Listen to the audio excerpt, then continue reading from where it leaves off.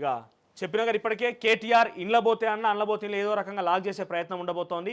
ఒకవేళ కనుక ఈ కేసులో కనుక ఆయన తప్పించుకుంటే ఏది కొడంగల్ ఇష్యూలో కనుక తప్పించుకుంటే ఫార్ములా ఈ రేస్ ముందు పడ్డది. 3 రోజుల్లోనే అరెస్ట్ చేసే అవకాశం ఉన్నదట. గవర్నర్కి ఇప్పటికే సెక్షన్ 17 ప్రకారంగా ప్రజాప్రతినిధిని అరెస్ట్ చేయాలి కాబట్టి ఆయనకి కొన్ని ఆధారాలు కావాలి, కొన్ని పర్మిషన్స్ కావాలి కాబట్టి పర్మిషన్ కోసం ఇప్పటికే ప్రభుత్వం దరఖాస్తు చేసుకుంది. వన్స్ గవర్నర్ నుంచి అప్రూవల్ రాగానే ఆయన అరెస్ట్ ఉండే అవకాశం ఉంది. కేంద్రం కూడా ఏం చెప్పిందంటే మీరు ఏమైనా చేసుకొని మీ దాంట్లో ఇన్వాల్వ్ కాదలుచుకోలేరు అని రేవంత్ రెడ్డికి సర్వ అధికారులు ఇచ్చినట్టుగానే జిష్ణుదేవ్ వర్మ వెళ్ళి అమిత్ షాతో భేటీ అయితే ఎస్ మీరు ఏమైనా చేసుకోండి అని చెప్పేసిండట. నీ ఇష్టం, ఆయన తప్పు కనుక ఉంటే చేసేసుకోమని చెప్పేసిండు. ఎందుకంటే నువ్వు రా చూసుకుందాం, నువ్వు గోకకపోయినా నేను గోకుతా, చిన్న మాటల విలయ్. మోడీ రా చూసుకుందాం, కేసీఆర్ భాషలి, నువ్వు గోకకపోతే నేను గోకుతా అంటున్నాడు. నువ్వు గోకకపోతే నేను గోకుతా, రా తేల్చుకుందాం, మెడలు వరుస్తా, మెడలు ఇరుస్తా, మెడలు వంగబెడతా, నడు వంగబెడతా, మోకాల మీద కూర్చోబెడతా.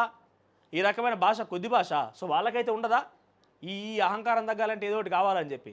సో వాళ్ళకు ఒకటి ఏంటంటే ఈ బీఆర్ఎస్ పార్టీ ఎంత పతనమైతే బీజేపీ అంత పుంజుకునే అవకాశం ఉంది కాబట్టి బీఆర్ఎస్ పార్టీని కిల్ చేయడంలో వాళ్ళు ఎట్టి పరిస్థితుల్లో ఉపేక్షించారు, ఏమాత్రం కూడా వాళ్ళు అడ్డు చెప్పారు.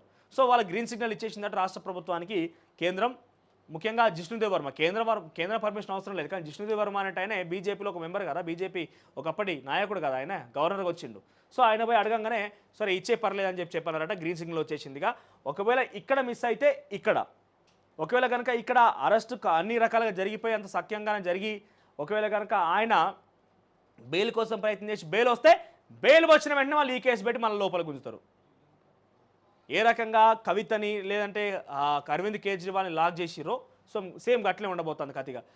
బెస్ట్ ఉదాహరణ తెలుగు రాష్ట్రాల నుంచి చూస్తే చంద్రబాబుని ఏ రకంగా అయితే ఓ కేసు వెంబడి ఇంకో కేసు బయటికి రాగానే ఇంకో కేసు పెట్టి బదనాయించి లోపలేసిర్రో అట్లా ఉండబోతోంది. కానీ మీరు కొంత అపోహల పోకండి. మేము జైలుకు పోయి వచ్చినాక ముఖ్యమంత్రి అయితే మన అపోహలకు పోతే ఎప్పటికీ అందరికీ వర్కౌట్ కాదు. ఏదో జగన్కి వర్కౌట్ అయింది, చంద్రబాబుకి వర్కౌట్ అయింది, రేవంత్కి వర్కౌట్ అయిందని నాకు కూడా వర్కౌట్ అయింది అనుకుంటే తెలంగాణ ప్రజలు అమాయకులు ఏం కాదు.